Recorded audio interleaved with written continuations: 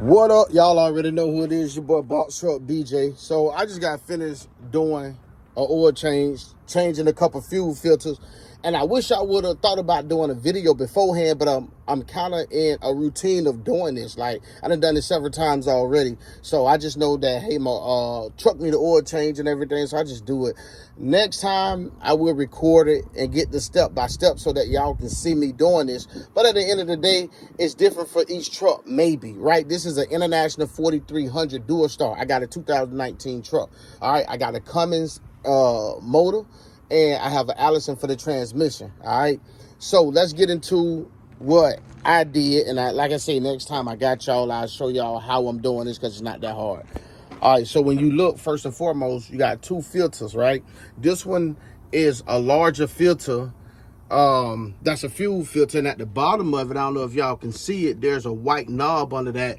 You drain that out and water comes out of that. Well, water and fuel, because I was feeling it and smelling it just to make sure it wasn't straight water.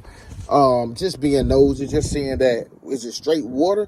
So I guess some type of way the motor, or the way that it's set up, that it separates I guess the water and the fuel. I don't know. I'm not a mechanic. I'm just somebody that know how to do light stuff and preventative maintenance, stuff like that. All right, so you're not going to be able in most cases to get this by hand, so get you a filter wrench and just kind of turn it, and then just take it off of there. There's also this that has a button right here. Squeeze that button in. Squeeze that button in right there so you can unplug the wire. All right, that's it. Then you go ahead and take it off. All right, this one here don't have a wire or anything like that. It's much smaller than the first one. Take your filter wrench, like I say, get it loose, take it off, dump the fuel out of both of them, put the fuel back in, new diesel, back into them. Now, whenever you do crank up the truck, right, you might get a hesitant, like you don't want to crank. As soon as you do something with the fuel filters and stuff like that, that's what happens. So if it don't crank the first time, stop, do it again. It's gonna crank up. If not the second time, it should be at least the third time, right? Depending on your truck. But yeah, don't get scared, or don't let your heart drop whenever it's not cranking up. Like, as soon as you hit you turn the key over. All right. Here's the coolant. So I've been driving this truck for a good 9 months, you know what I'm saying, and just added coolant to it 3 weeks ago, because I was like right here in the middle, right there in the middle, and I'll show y'all the coolant that I use for that. So you don't add this every month. If you got coolant going out every month, then you need to check your radiator, or you need to find out what's going on. But no, you don't have to do this every single month. Nah. But you will have to top it off. I just topped it off or whatever. All right, that's why I checked my oil at right there. I already checked it. Everything is good. The type of oil that I use for my truck, I got about 245,000 miles on it. I got a long ways to go, thank God, but I also got a long bill to go as well. All right, but anyway, so this is what I use, the Rotella, the Shell Rotella T4. You know, they got T5. Do your research on that. Just telling you what I use and what works for me. The 1540. And it takes about, I use one of these and the big one. All right, so I know it takes anywhere to 12 for my truck, anywhere to 12 to 14 liters. So that's 1 gallon right there.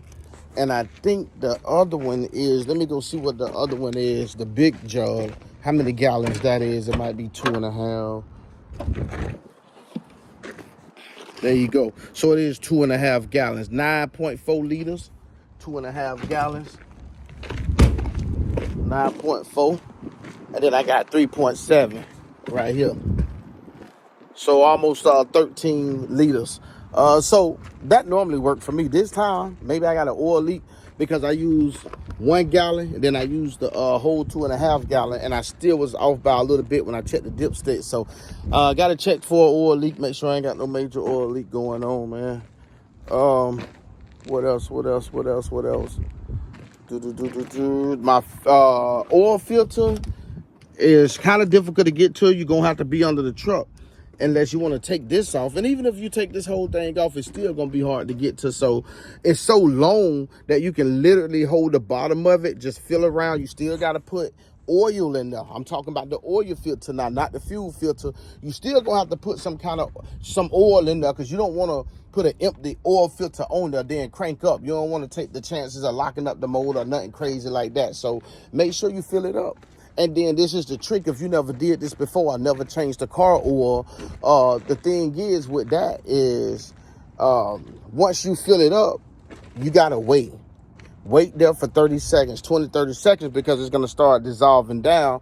Then you're going to find yourself pouring more in there and more in there. Like, you're going to be like, dang, is this filter really holding all of this?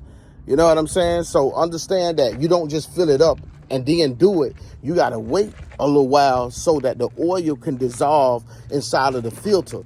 So when you take that old oil filter off, before you actually use the new oil filter, and you putting the oil in a new oil filter before you put it on your truck, screw it on your truck, wait for it should be a 2-minute process. 2 to 3 minute process. It shouldn't be, don't think that it's full because it looked like it's full. That thing is gonna run down and it's gonna look like you didn't even put oil in it. So keep your jug, keep your filter, and stay there for about 3 minutes and make sure you get that thing filled up. And I ain't saying to the rim to where oil is not leaking back from you because you're trying to skew it in and you got to filter all the way up to the rim. Just leave a little bit space. Ain't gonna hurt nothing. But make sure you oil the rubber that's on top of the filter so that it can be easy to get on and off. And then when you put your oil filter back on there, man, don't tighten it like that there. You know what I'm saying? If you can, just hand tighten it. Hand tighten it much as you can. You understand what I'm saying? That way when you need to change it again, you ain't got to fight with it. Because trying to get a filter wrench up there, and you already got to get up there, man, that can be some work. All right.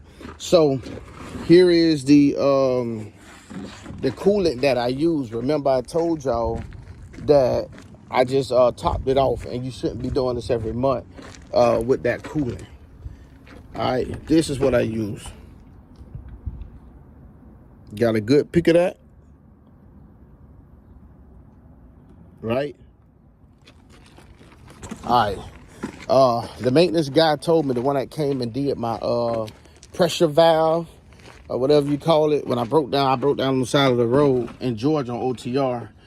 Called the guy out. He did the valve for me. He told me after I get done using that I just showed y'all, to graduate to a different type of antifreeze coolant. So I'm gonna look into that when the time comes, because I got a lot of coolant left inside of that thing.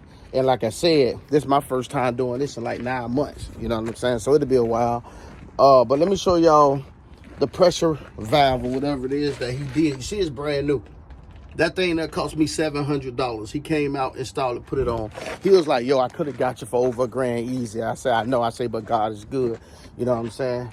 So like, just leave me a review or whatever. So, the shop would have probably tried to charge $1,700. Like, they just do stuff like that, man.